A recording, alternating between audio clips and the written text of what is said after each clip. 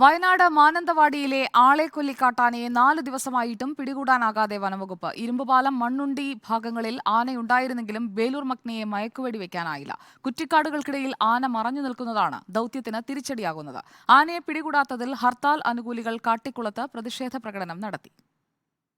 പ്രിയമുള്ളവരെ, തിരുനെല്ലി ഗ്രാമപഞ്ചായത്തിലെ 9-ാം ward Begur 9-ാം ward ഇരുമ്പുപാലം വനപ്രദേശത്ത് അപകടകാരിയായ കാട്ടാന നിലയുറപ്പിച്ചതിനാൽ ഇന്ന് പുലർച്ചെ 5:30-യോടെയാണ് ഇരുമ്പുപാലത്തെ വനമേഖലയിൽ ആനയുള്ളതായി റേഡിയോ കോളറിൽ നിന്ന് സിഗ്നൽ ലഭിച്ചത്. പിന്നാലെ ഡിഎഫ്ഒയും മയക്കുവെടി സംഘവും വനത്തിലേക്ക് പ്രവേശിച്ചു.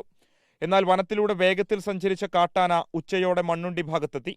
4 വെറ്റിനറി ഡോക്ടർമാരുടെ നേതൃത്വത്തിലുള്ള സംഘമാണ് വനത്തിലുള്ളത്.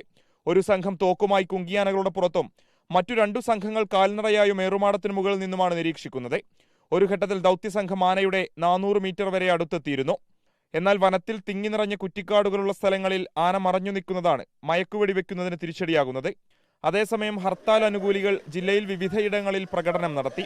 KSRTC ബസ് സർവീസ് നടത്തുന്നുണ്ടെങ്കിലും ഹർത്താലിന് ഐക്യദാർഢ്യം പ്രഖ്യാപിച്ച് സ്വകാര്യ ബസ്സുകൾ നിരത്തിലിറങ്ങിയില്ല.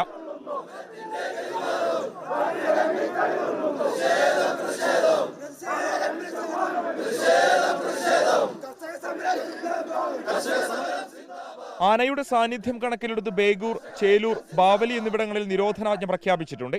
ബേലൂർ മഗ്ന ദൌത്യം 4-ാം ദിവസവും പൂർത്തിയാക്കാതെ വന്നാൽ നാട്ടുകാരുടെ വലിയ പ്രതിഷേധം കണക്കിലെടുത്ത് സുരക്ഷ വർദ്ധിപ്പിച്ചിട്ടുണ്ട്. റിപ്പോർട്ടർ, വയനാട്.